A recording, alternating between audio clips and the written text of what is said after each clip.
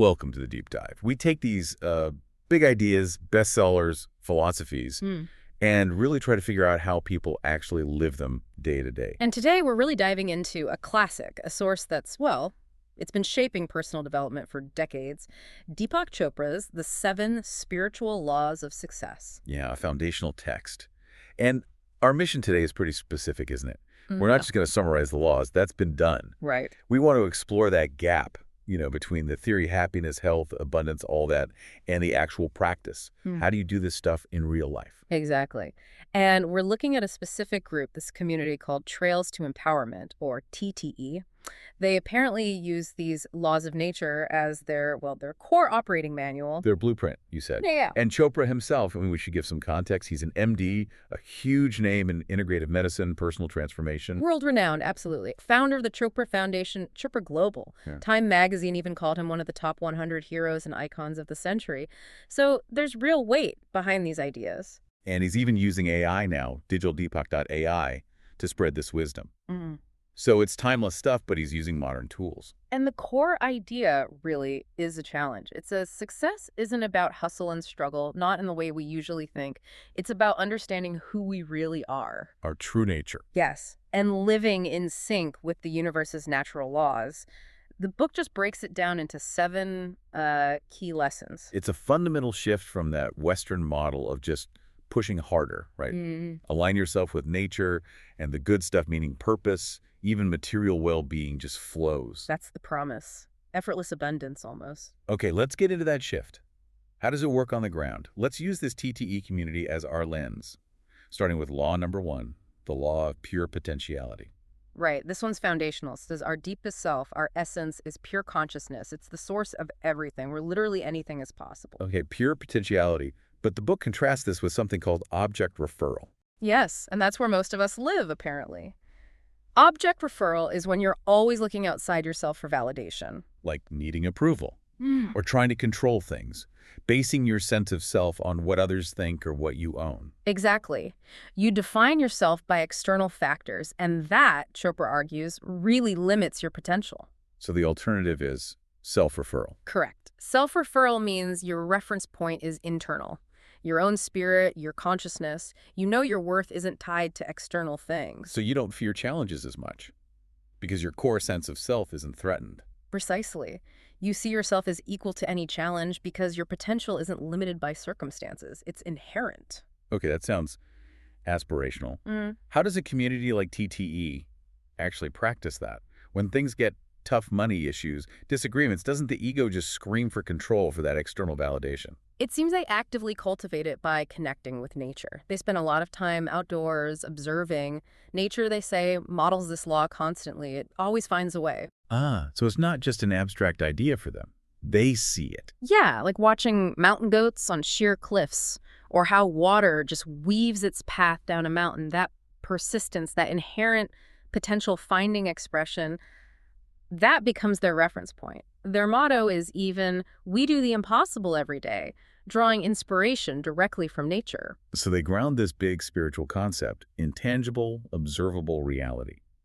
If the universe is potential and we're in the universe, then our core must be potential too. It makes sense. And this naturally leads into the second law, which is about how that potential flows, the law of giving. Giving and receiving. The universe operates on dynamic exchange. Right. And the key here is the intention behind the giving. If you give something, but you feel like you're losing out, or you're secretly expecting something back. Like keeping score. Exactly. Then you haven't really given in the spirit of this law. You've basically made a transaction.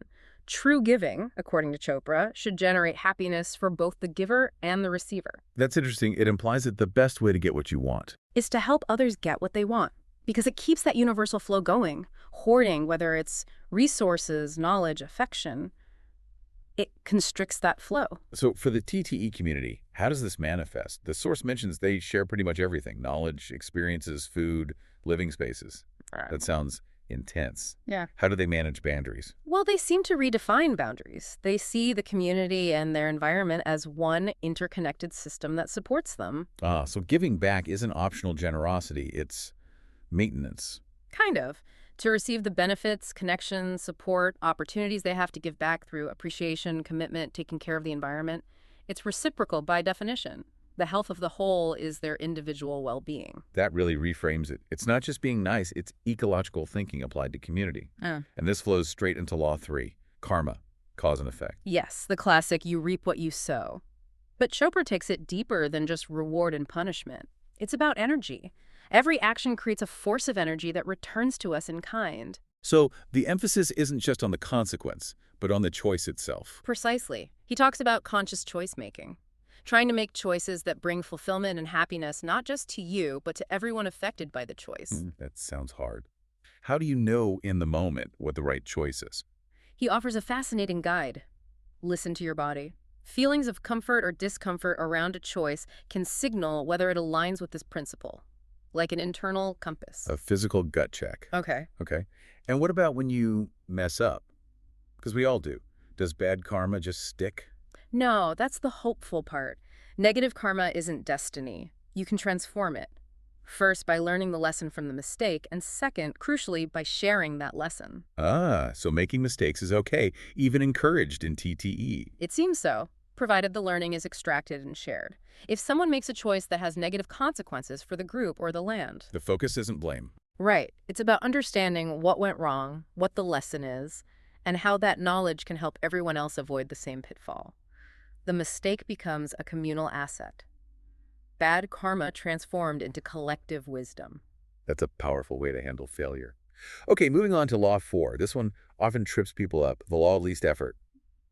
Sounds like being lazy. It does, doesn't it? But it's not about apathy. It's about aligning with nature's intelligence, which works efficiently, effortlessly. Think about it. Glass doesn't try to grow, it just grows. Birds don't struggle to fly, they fly. So the goal is do less and accomplish more. How? By minimizing resistance. When your actions are motivated by love or deep commitment, Chopra says you waste no energy on doubt, fear, or trying to force things. Energy flows smoothly. But still, how does TTE apply this without it becoming an excuse for inaction? Surely there's hard work involved in their life. Oh, absolutely. But they distinguish between effort born of struggle and effort born of alignment. A key part is acceptance of the present moment. Accepting what is, like the weather or limitations. Exactly. Instead of wasting huge amounts of energy wishing things were different, complaining, or resisting reality, you accept it. And then you respond appropriately. That acceptance frees up energy. So acceptance isn't apathy, it's the prerequisite for effective action. Yes. Fighting reality takes enormous effort. Flowing with it, even when it requires action, takes the least amount of wasted effort. I like the redefinitions here, too. Responsibility isn't blame, it's the ability to respond. Right. And defenselessness means not wasting energy defending your ego or past mistakes. So if it's pouring rain for days, You don't complain, you accept it, and the responsible action is maybe getting firewood, checking supplies, adapting plans. That's least effort. Blaming the weather is high effort, zero results. If a tool breaks, they fix it or find a workaround, not waste time assigning blame. that clarifies effortless quite a bit. It's about internal alignment leading to external efficiency, which connects to Law 5. Intention and desire. Right, so desire is the spark, the wanting. Attention is what fuels that spark, gives it energy, but intention is what organizes that energy towards a specific outcome. Okay, desire plus attention plus intention result. Almost. There's a crucial piece. Detachment from the outcome. You hold the intention clearly, you apply the attention, but you let go of how or exactly when it manifests. That's the paradox again. How can you have a strong intention but be detached from the result? Think of planting a seed. You intend for it to grow, you water it, attention, but you don't dig it up every day to check. You trust the process. You're detached from controlling the specific unfolding. Okay, and Chopra says something striking here.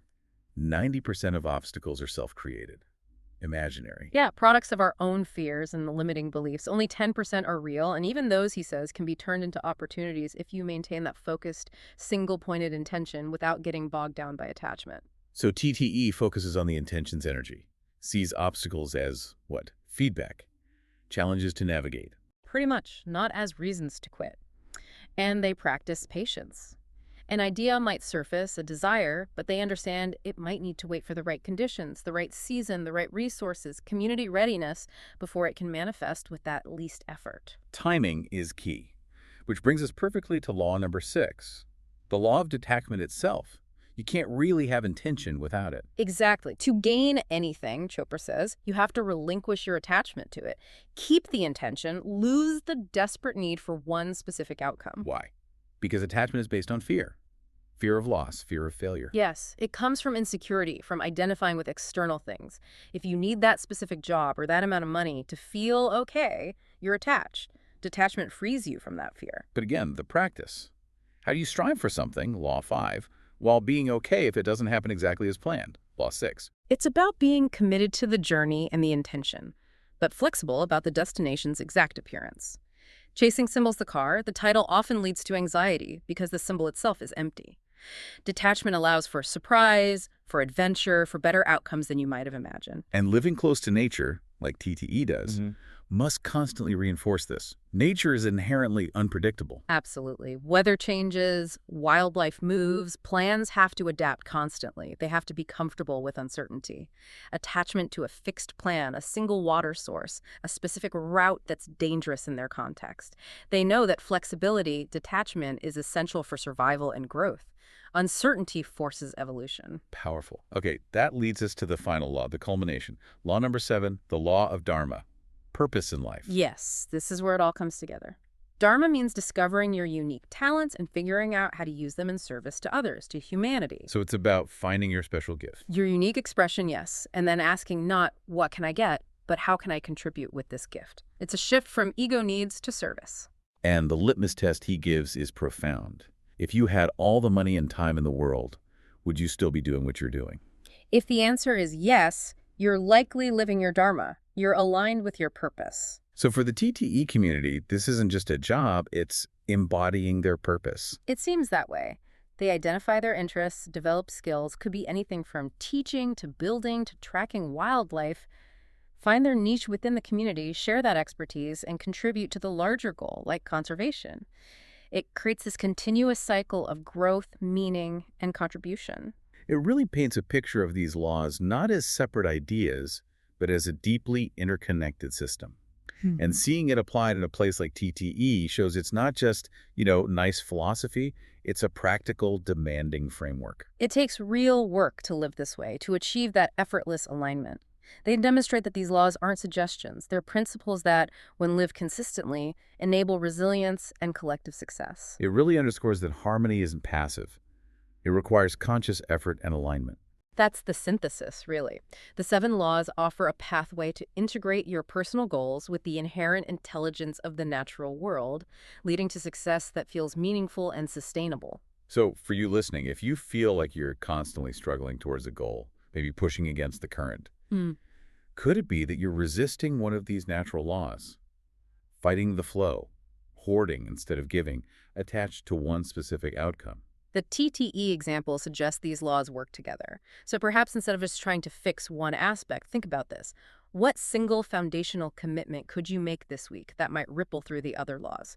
Maybe truly embracing Law 1, pure potentiality, could unlock your ability to give freely in Law 2, shifting everything. That's your deep dive for today.